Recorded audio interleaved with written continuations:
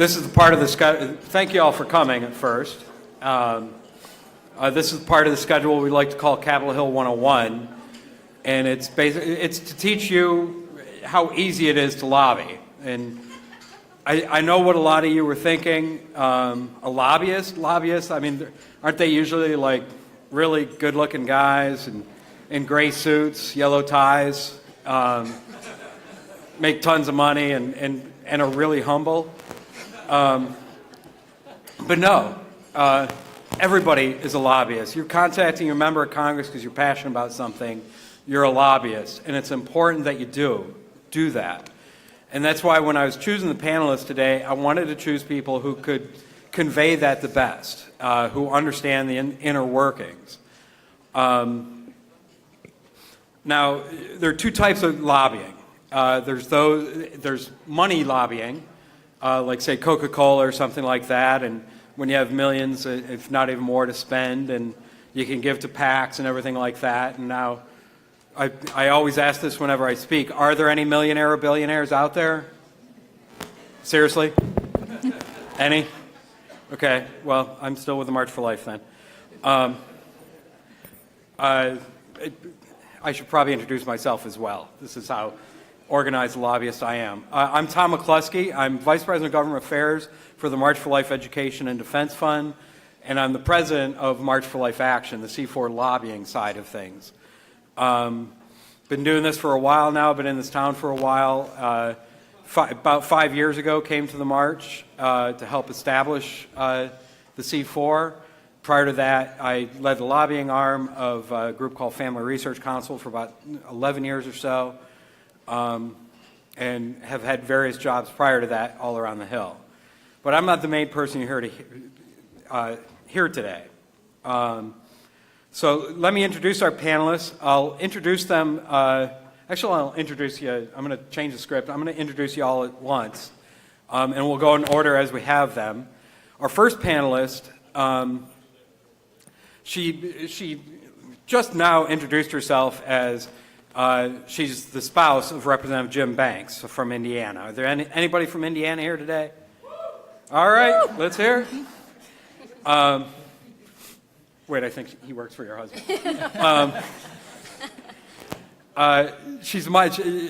For those who really know the family, though, Representative Jim Banks is better known as Mr. Amanda Banks.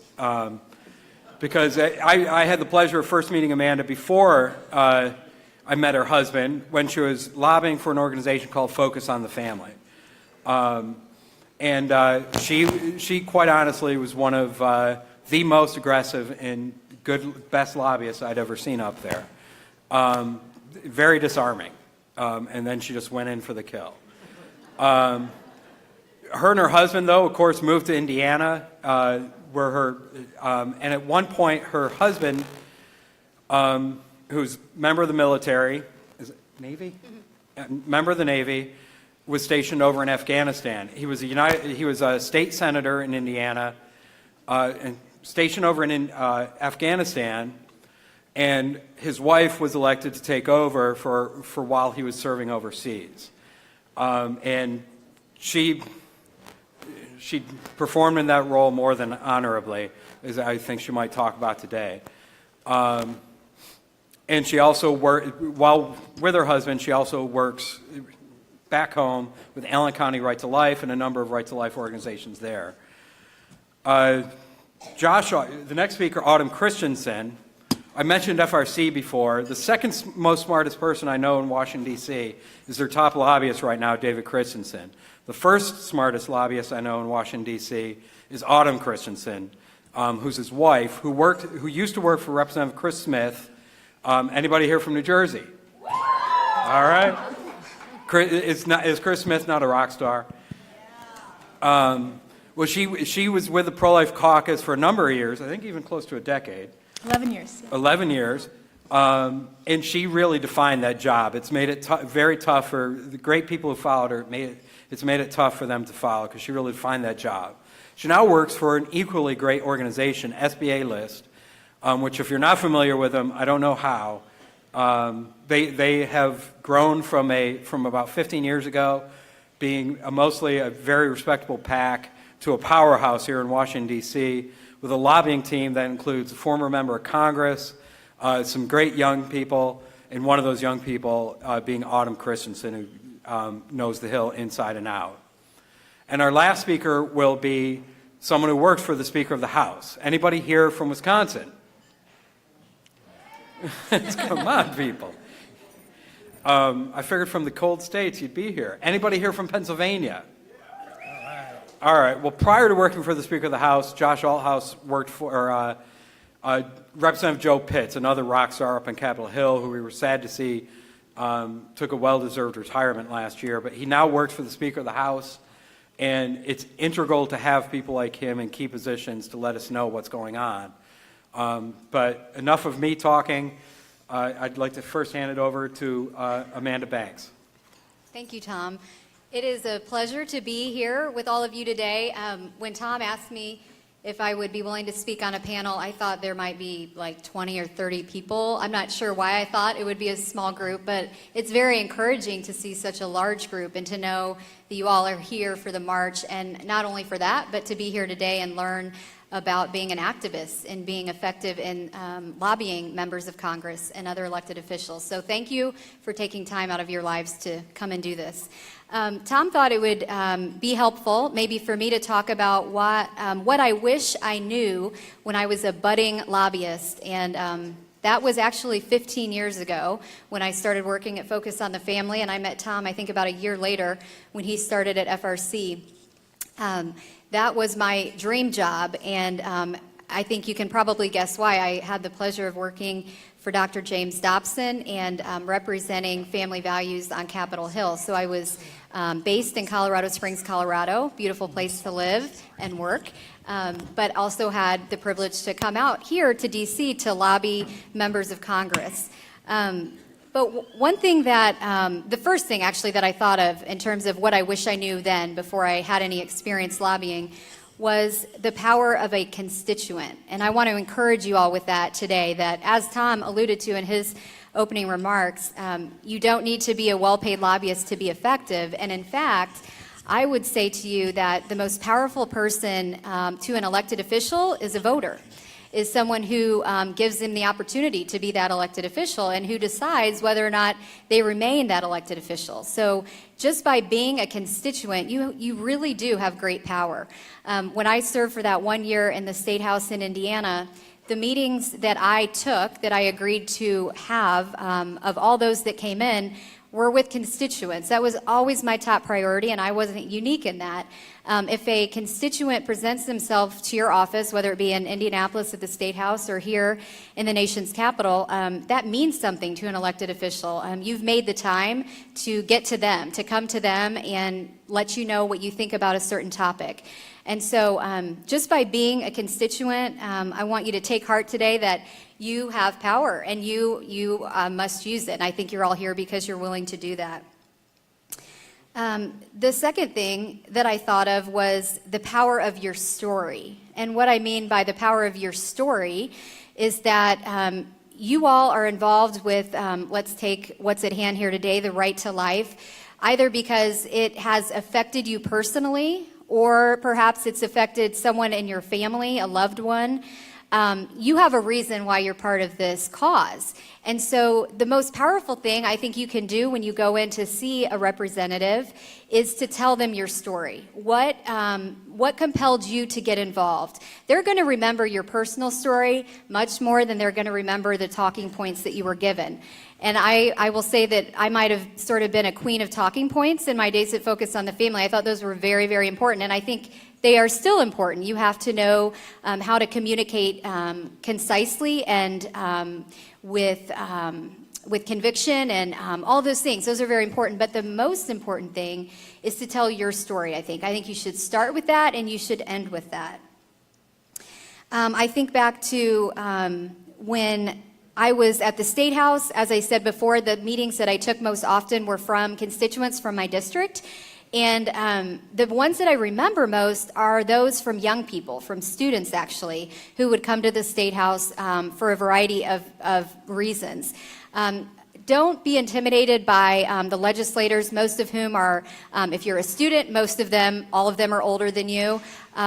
They don't know it all. And really, again, I go back to who you are. You're a voter, you're a constituent.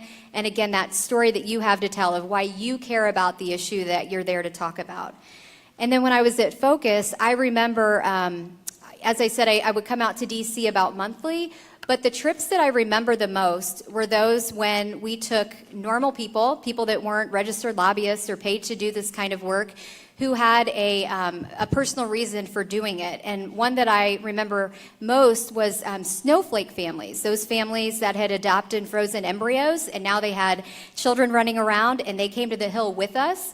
And we were able to go into their members of Congress and talk about the right to life. What a better illustration than to see children who were once frozen embryos and were adopted and now running around and part of these great families. So if you can do something like that, if you can have a personal testimony, a story to tell about why a topic is important to you, that is going to be very memorable for that member of Congress or any elected official. And the third thing and the final thing I'm going to talk about is the power of, and I'm going to leave it blank for a minute because before I tell you, I want you to imagine something.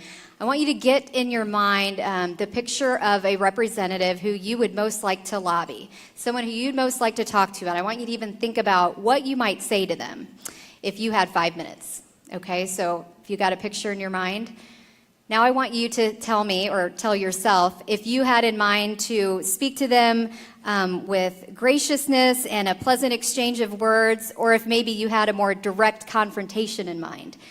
And the reason I wanted to ask you that is because my third point is the power of positivity. And what I mean by that is there is so much power in having a good word to say or to share. We think a lot about social media these days, and I'm going to talk about that in a moment. But you know what I never do on social media? I never search for my husband's name. And the reason is I'm afraid of what I will see, okay? Unfortunately, in this day and age, most communication that people have on social media about elected officials is either negative or angry or both. And so, therefore, what's most going to get their attention is if you have something nice to say about them, and you've tagged them in a positive way on social media. Honest to goodness, they are going to remember that. They're going to see that. I've heard from a little bird that members of Congress tend to search their own names on social media, and so if they see something positive, I guarantee you it will get their attention. Now you think, well, how can I do this? There's a lot of ways you can do it. A simple way would be perhaps you see a news article, something relevant that pertains to the topic that you're passionate about. You can share that on social media with a comment. Always make a comment about it and then tag your member of Congress. Maybe you can say something nice like, I hope at Jim Banks thinks about this or considers this side, or, it can be anything at all. If you get the opportunity to meet with your member of Congress, I think maybe one of the most effective things you can do is ask to take a picture with him or her. Now, even if you have a meeting with the staff, you can still make that request. Members of Congress love to get their picture taken with constituents. And so you have the opportunity then to share that photo. Maybe your picture is with someone who you don't see eye to eye with. Maybe your member of Congress is not someone who is a member of this organization. But you still can say them something positive like, had a nice meeting or exchange today with Nancy Pelosi. I mean, I don't know who it is, but you can say something nice, right? Because that is much more likely to get their attention. And I think that goes, of course, for when you meet with a staff member or a member themselves, you've got to be willing to be nice. Being angry or nasty with them certainly is not going to go far. Tell your story, have something positive to say, remind them of where you're from in the district, and I think you're going to do really, really well. So I think, Tom kind of said I should mention this. So when I was in the State House, and I'll end with this, there was something in Indiana called the RFRA, the Religious Freedom Restoration Act. It was kind of a hard time in Indiana's history, and I had the opportunity to vote for that legislation and was very proud to do so. We were the 20th state in the nation to do just that. However, there was a uproar, if you might remember, this was 2015, and there was a fix offered for this legislation. And it was very contentious, and kind of everyone around the country seemed like they thought we needed to fix this religious freedom legislation. I was lobbied very intensely during that time, and I can tell you without a shadow of a doubt that the lobbying efforts that I most remember were from people that I knew personally, that I already had relationships with. So I use that as an illustration to say relationships with elected officials really do matter, that you don't only want to go to them when you want something or when you want them to change their mind, but you want to just get to know them, show up to events, offer to volunteer in some capacity in their office, whatever it may be, to develop a relationship.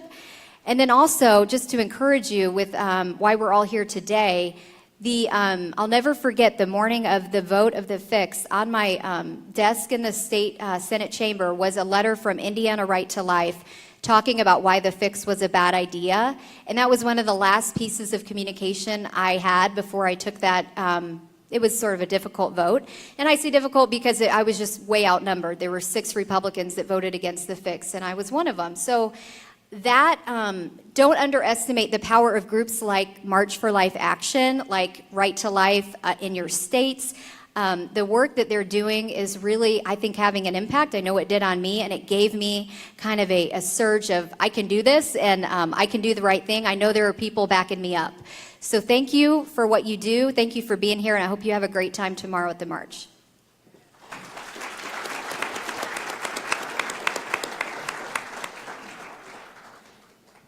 Thank you. I'm so excited that you mentioned the snowflakes, because I remember that press conference. I was on the Hill at the time, and it was just so exciting because there were all these little babies climbing around in a committee room, and we had members of Congress there and the press. And I can tell you that even 10 years later, I would be in meetings where members would say, "Do you remember when we had all those little babies here that had been adopted through the snowflake adoption program?"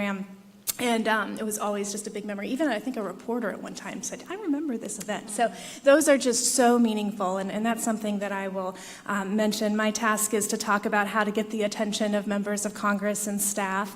As Tom mentioned, I worked on the Hill for about 15 years, and a little over 10 of those years were spent working for the Congressional Pro-Life Caucus, so I had the privilege of interacting with dozens of really pro-life heroes on Capitol Hill, and I can tell you that there are a large number of members who really get up in the morning and look for opportunities to defend life, and those members will be so excited to see you when you come in to meet with them.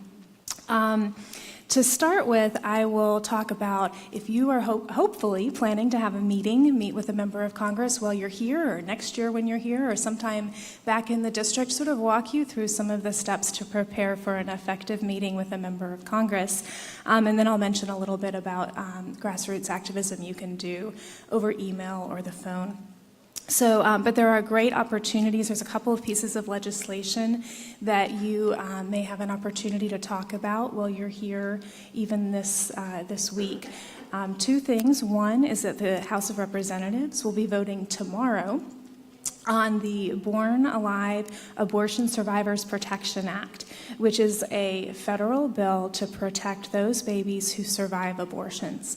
To say that if a baby survives an abortion, at least at that point, can we give that little baby the same kind of care and treatment we would give any other premature baby? Mom walks in and delivers early, everybody rushes over, brings that baby to the crash cart, puts them in the NICU, and gives them all the care. But then we've also heard stories from the Kermit Gosnell scandal a few years ago. There are other examples as well of cases where babies survive an abortion and the mom says, "Hey, do something," and the abortionist, of course, turns that cold shoulder and leaves the baby to die. So the House will be voting on the Born Alive Abortion Survivors Protection Act tomorrow. Another really important bill over on the Senate side of Congress is the Pain Capable Unborn Child Protection Act, and we are very hopeful that the Senate will vote on that legislation in the coming weeks. And that's a bill that recognizes that A baby feels pain at least by halfway through pregnancy. So at 5 months or 20 weeks, that baby will recoil if a sharp instrument comes toward them. They will respond to noise. They clearly feel pain, and can we at least protect those babies at 5 months?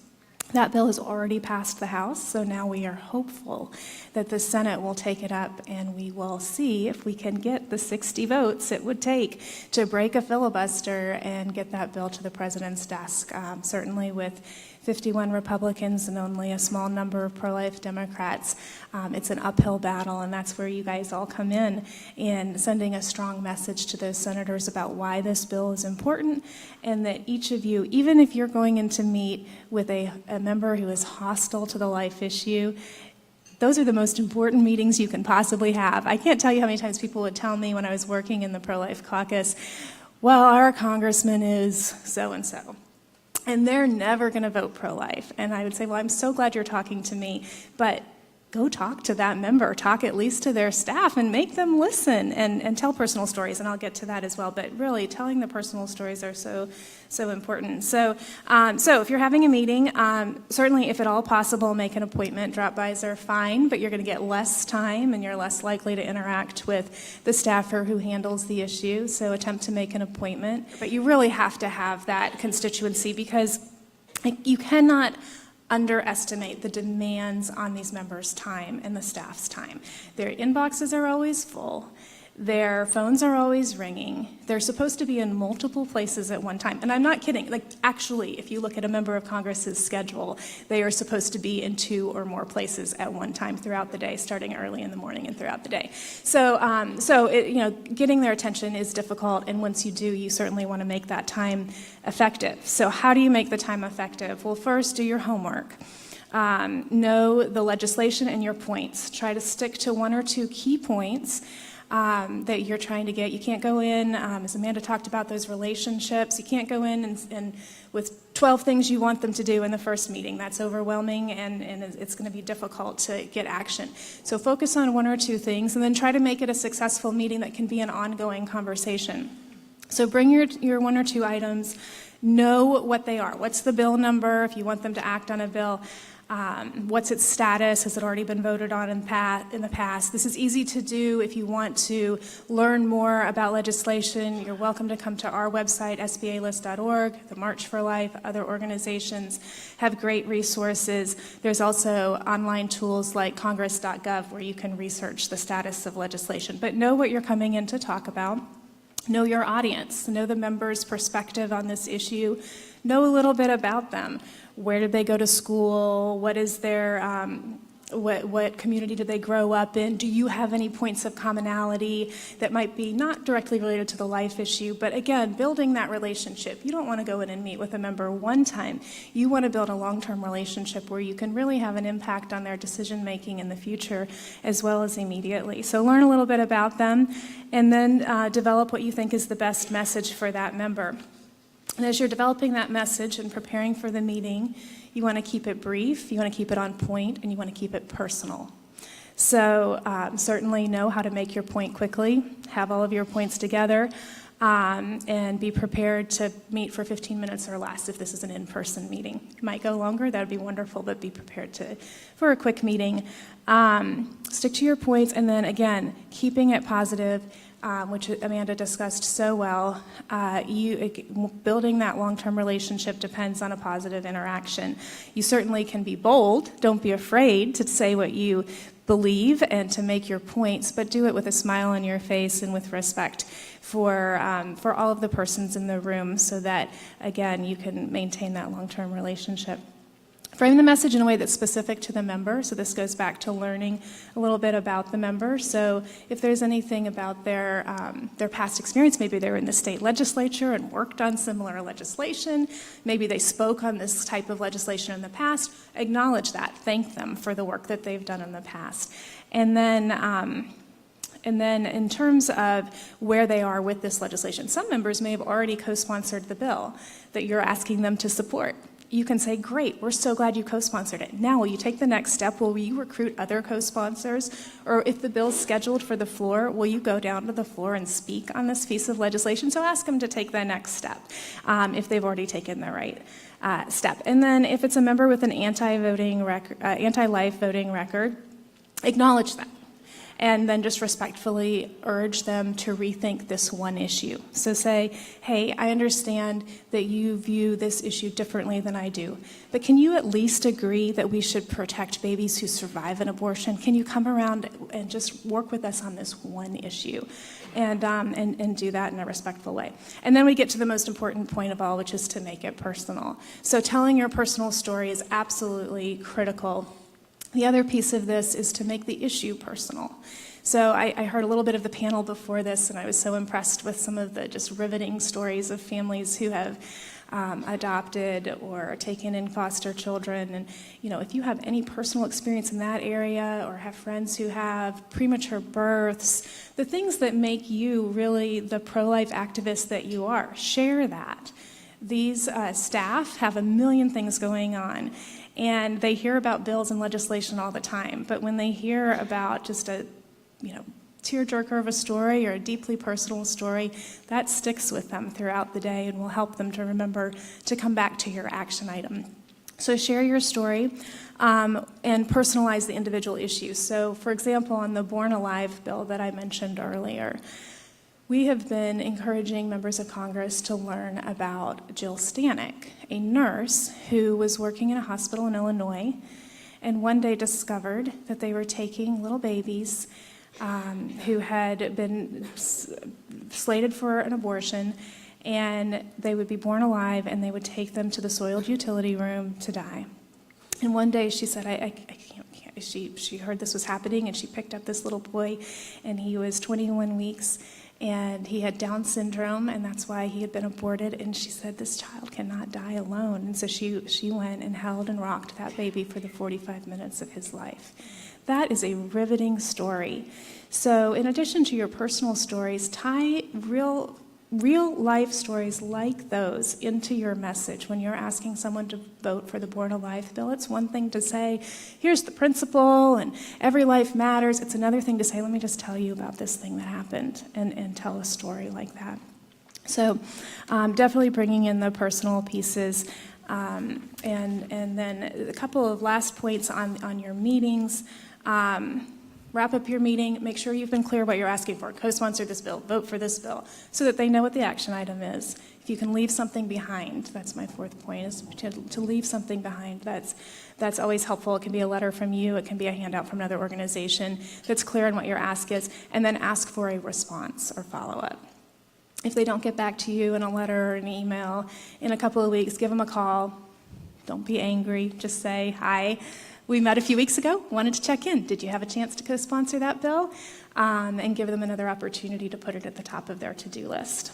So many of those principles apply also to phone calls and emails. So once you're done with your visit here, and I'd encourage you to have meetings also in the district office, but if you're looking for an opportunity to stay engaged, go to the March for Life's website, come to our website at sbalist.org, and sign up for our email list. You can sign up right now. There's a sign up for defunding Planned Parenthood. That will get you into our system. You'll get updates. We make it really easy for you to then get a notice when there's something happening and we need your help to lobby these members. And usually there's a form email you can click and just immediately send off. If you want to be a real super lobbyist, which you probably are because you're here, you can adapt to that email and make it more personal. Remind them of a meeting you've had or an interaction you've had, but that gives you something to work with. You can take it a step further and make a phone call to the office. You'll probably get someone at the front desk who says, okay, what's your name, what's your address? They're asking for your address to find out if you're a constituent, so please give it to them, and they'll kind of tally your position. You can ask, could I talk to the staffer who handles this issue? If you're able to do that, do the same things we talked about in a in-person meeting, but keep it to less than 5 minutes. So really crunch your message down, because you want to be able to call back again and have them take your call, because they know you'll be efficient with their time. And then, again, with those interactions, ask for a response or follow-up, that you want an email or a letter or a phone call letting you know how they decided to act on the topic that you're raising with them on that day. So, and then finally, I'm just going to encourage you to sign up. We have a brand new app at SBA List, so you can text LIFE, L-I-F-E, to 80077, so 80077. And if you want to download the app, that will allow you to get information about legislation, as well as sharing pictures and articles and topics that you're interested in, and earning points and doing all sorts of fun things. So go to our website or text LIFE to 80077. I'll end there. Thank you.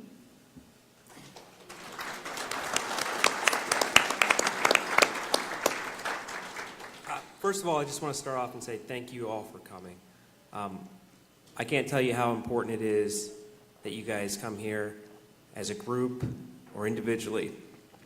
Yeah, as you know, a lot of controversial things happen here in D.C. The news seems to be full of really aggressive stories and narratives, and something's always going wrong here, and there are very few opportunities that members and staffers like myself get an opportunity to sit down and hear from people that are supporting what we're doing here. And your voices are fundamentally important into this debate. The members need your stories. I want to thank the previous speakers for saying how important being positive and personal really is. We need facts to back up our position, and your stories are those facts. So thank you guys all for coming. I can't tell you how important it is. I want to walk you through a little bit on how the offices are set up here. Each office is a little bit different, but there's a commonality to them all. As I'm sure you guys are aware, all members have a DC-based office. That's where most people think that they should come and kind of do their advocacy. But members also have district offices. Many members have more than one. It just depends on kind of the geography of the district. So if you haven't been to your member's district office, I would encourage you to go and visit. This is frequently a place where you will be able to get a meeting a lot easier because it's closer to you. The member is there to meet with you. Their time in the district is dedicated towards you. So I would encourage you to find out where your closest district office is. Oftentimes you can go to your member's website and it'll give you the address of that location. Give them a call and sit down and meet with them there. There are a couple different people who work in the district office. Most commonly are your caseworkers. Your caseworkers are the people that you call up to get help with a federal problem. So if you're dealing with a Social Security issue, a Medicare issue, a Medicaid issue, or any kind of issue like that, these are the people that will help you. So that's their main duty. Their second duty is to meet with you when you come in. So if you get an appointment scheduled with a staff there, that's okay. They're going to respond to your questions and transfer all that information over to the member. Oftentimes, these aren't your policy wonky folks. These are your people who are there to fix different problems that you come up with, but they're also there to listen to you. And sometimes they're even better at sharing your personal stories because they're not weighted down into the specific policy questions that many of the folks here in DC focus on. But you guys are here, so I'll tell you a little bit about how the DC offices are set up. There's a variety of different positions within each office. So at the top of the food chain, other than the member, is your chief of staff. Your chief of staff kind of manages the entire office. They're the ones who work directly with the member in all cases, but also oversee the rest of the responsibilities within the office. Sometimes you'll get a meeting with them. That's fairly rare. But that meeting is pretty comparable to meeting with the member as they're together all of the time. They travel oftentimes together. The other positions include the scheduler. The scheduler is responsible to keep the congressman's time. This person you want to be very, very nice to. You can't imagine how many demands there are on the scheduler, and if the scheduler doesn't like you, you are not getting a meeting. So anything you can do to be kind to them. They're very busy, but they are the gatekeepers when it comes to the congressman's time. Then there's also the press secretary. They handle all the press questions. Sometimes some offices have a communication director. They're the ones that try to keep the congressman on message. You probably won't frequently have much interaction with them. Then there's the legislative director. The legislative director oversees the following position, all the legislative assistants. You may get a meeting with a legislative director. They have a broad portfolio of all the very important policy positions for the member. They're a good person to sit down with and go over all the things that Autumn talked about. So if you get a meeting with them, great. The final person who you're most frequently going to sit down with is a legislative assistant. I myself was a legislative assistant for about 5 years with Congressman Joe Pitts, and he used to have a saying about what he did here on the Hill. And he was commonly referring to Henry Hyde. I'm sure all of you are familiar with the Hyde Amendment. He believed his job here was to hold up the arms of Henry Hyde in case he got tired. I would ask you all to perform that same role for your member. You're very, very important, and the advocacy you guys can provide is very important. So if you sit down with your legislative assistant, they're the ones who are tracking the issue on a daily basis. They have a vast portfolio of frequently 10 to 20 different issues that they track. So if you come in, sometimes you may know more about the issue than they do, and that's okay. You're there to inform them and help educate them on that. So they will take your comments, they will take your questions, and they will also take that to the chief of staff, and oftentimes they will also take it to the member. So I just want to say up front, meeting with staff is not a bad thing. As Autumn kind of referenced, members are very frequently supposed to be in 3 or 4 places at a time, and that's why their staff is there. So just bring your personal and positive stories there, and it's very important. There's also other opportunities. Members oftentimes do town halls. I would encourage you to attend these town halls. I think those are good opportunities for you to be positive towards them. That can help you get a meeting later on down the line. It may not be the best forum to be very aggressive because it is a public event. And it may not help you with your relationship further down the line, but if you can find a way to be positive and connect with them there, now that may be after the meeting, a lot of members will hang out afterwards. So I'd encourage you to attend those at all possible. It'll help you stay plugged into what the member's doing, but it'll also help you to connect with them in different ways that you may not have been able to before. I encourage you to ask specific questions. I think staff are very good, and I do this frequently, at avoiding your specific questions. So try to ask yes or no questions. I think that's very helpful. It'll help you be more informed of where the position is, and it'll help you figure out exactly what's going on. I think all the advice the other speakers talked about is very good. And don't be afraid to bring a couple people with you. I think that's also very effective. You don't have to do it by yourself. You can bring your family, your friends. I think it's very important that our members hear from a lot of different people. And the more people they can hear from sometimes is just as important as what you're communicating as well. So both messages are important. And I think I'm getting 2-minute mark, so I want to make sure to leave time for questions. So I'll leave it at that, but happy to talk with people afterwards.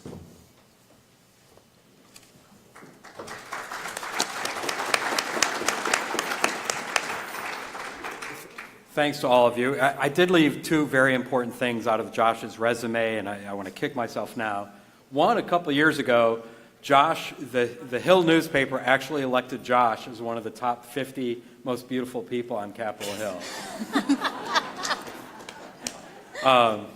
Which upsets me because I was 51 that year, and if it wasn't for Josh. Secondly, Josh is about to expect his first baby, I believe in April. So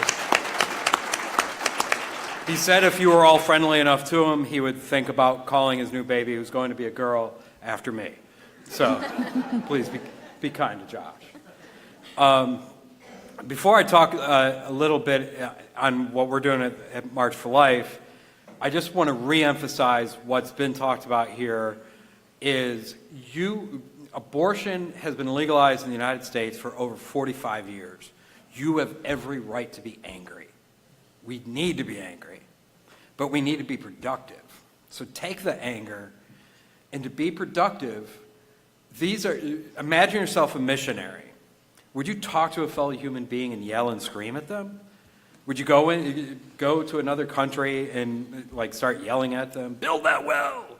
No, you work alongside them. You treat fellow human beings, and legislative personnel are fellow human beings, as you would want to be treated.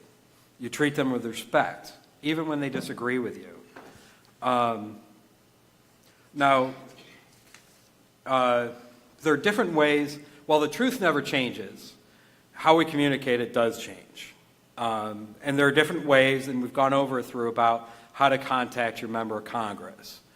There could be, what I've learned from personal experience, the worst. You find out where they live and you hide in their bushes.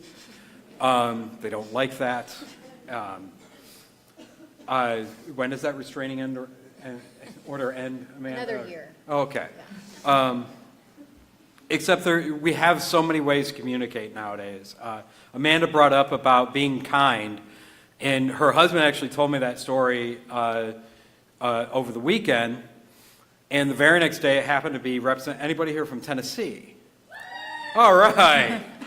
Representative Diane Black, who is also running for governor of the great state of Tennessee.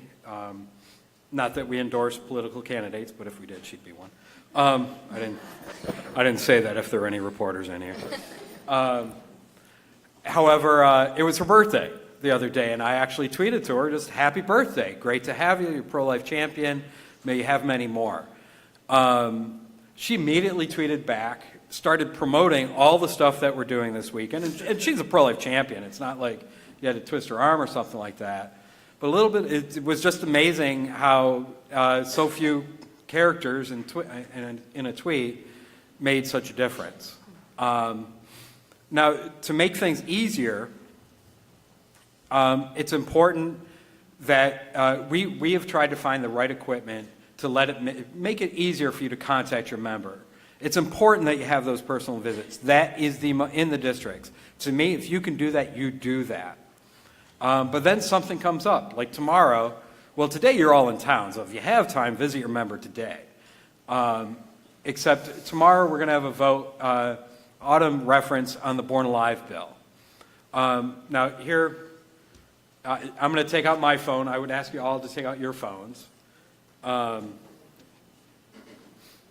and if you text,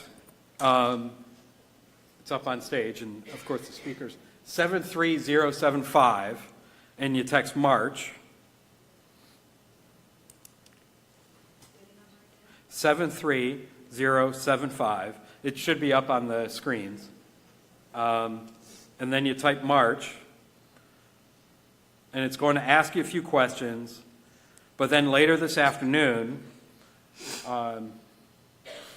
it asks you your zip code, as Josh or Autumn mentioned before, or somebody mentioned before, about it is important for us to know at least the general area where you live. I promise I won't hide in your bushes. What we're looking for, though, is to connect you directly to your member of Congress. And then by this afternoon, what you'll see is, as I just did, roses will appear up on the screen, indicating where you are. This helps us to, like when we're trying to lobby on a specific issue, if there's a state issue, it helps us with that. And it also, looking at the map, could sometimes let you know, because one beautiful thing about the March for Life is it's a reminder every year you're not alone. And with so many young people that come to it, you're not alone, and we're going to win this thing. So that's what we're trying to broadcast with this map as well. And later today, you'll hear about how to contact your member of Congress to vote yes on the Born Alive legislation, so that we can see a victory in the House. You'll see next week we'll send you something out on the 5-month bill, pain-capable bill, that the Senate will be voting on. So I would just ask you all to do that, and I appreciate that. Now I would like to open it up, if you can, and I know some people are still doing that. Okay, I keep. If you look at the rows, that I love that symbol with the rose. If you look really closely, do you notice that it's a woman holding a baby? I just love that. And I'll just making sure that everybody is doing it. 73075. Normally, I'm very good at stalling. That's what my wife says. Time to walk the dog. It's 19 degrees out. Yes.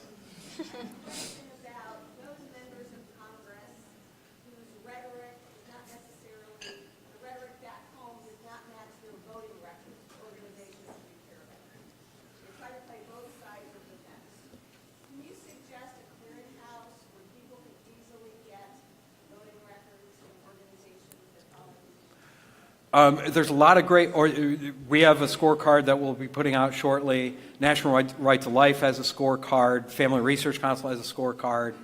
But I also, Autumn, if you're about when the rhetoric doesn't match the votes, if you want to address that, because if SBA list is endorsing them, the rhetoric will match the votes. If you could address that. I think you're probably talking about elected officials / candidates who are running in conservative pro-life states, and people get the impression that they're pro-life, or maybe just kind of like they're moderates or something, and then you look at their voting record and they haven't cast a single pro-life vote, or maybe they've only cast one. So I know the type of person you're thinking about, and there are quite a few of those people in cycle, especially in the Senate this year.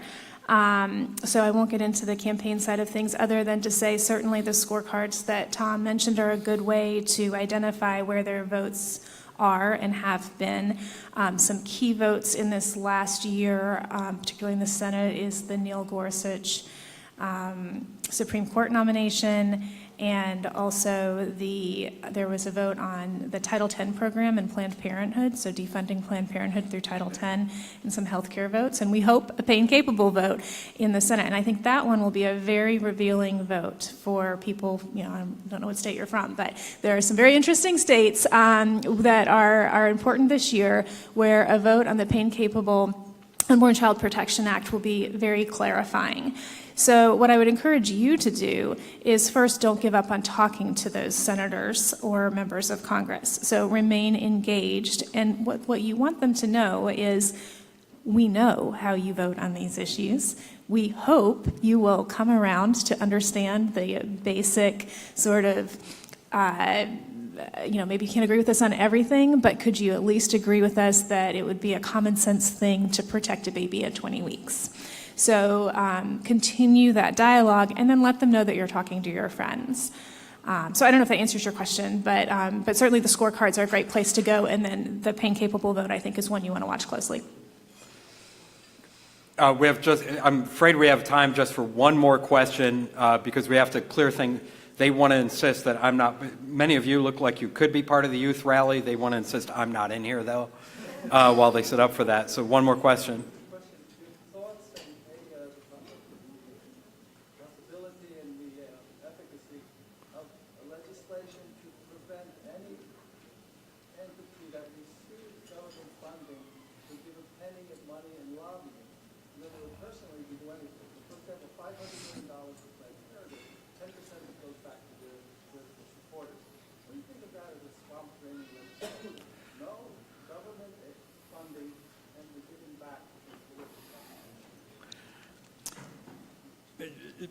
I do think that there are organizations that have looked at that. It's more like the fiscal organizations, because you get into NPR, PBS, things like that receive government money. There are some good organizations that get government money, so you always want to be careful. Yeah, I think you're thinking in particular of Planned Parenthood and all of the money that they spend on campaigns and all of the money they take in from the federal government, $500 million in federal taxpayer dollars. Now I will say, technically, they have to tie those dollars to services provided, but so it's the funds that they bring in. They also have funding that comes from private donors. So they will say that they keep those two things separate. Of course, we know the bigger Planned Parenthood gets because they're benefiting from taxpayer dollars, the more they're able to raise the money for their political activity. So there are some statutes on the books that you can't use the government money for political activism. One thing that is helpful is to try to identify examples of where those laws may have been broken. But I think you raise an important point that, the more we grow Planned Parenthood by giving them a platform with patients and giving them money to provide, certain services that allow them to then do more abortions and more political activity, that's a tremendous problem that we're very well aware of, and I think you raise a really good point. All right, I do want to, we do try to do these throughout the year if you're visiting DC, where it's more interactive, where I'll actually try to help you set up meetings and everything else. So please check it out on our website. I do want to thank all our panelists today very much, and I want to thank all you guys. It's supposed to be 45 degrees tomorrow, so we're going to wear our shorts. Back home in Watertown, New York, we call that summer. I do have to ask if people can exit the facilities so we can clear it up for our next function, which I think is the youth rally.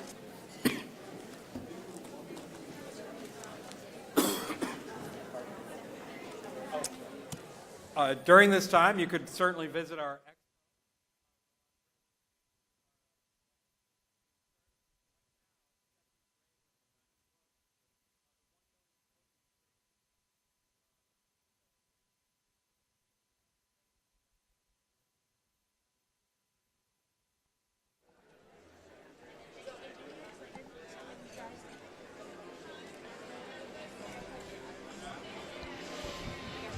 For those of you watching on Facebook Live, text MARCH to 73075. Here you see the live interactive map where your pledge to March for Life will put you on the map, where you can make a difference in your community. Stay tuned with us. At 2 o'clock, we will be live casting the youth rally with the band The Restless. So join us then. This is the March for Life 2018 conference.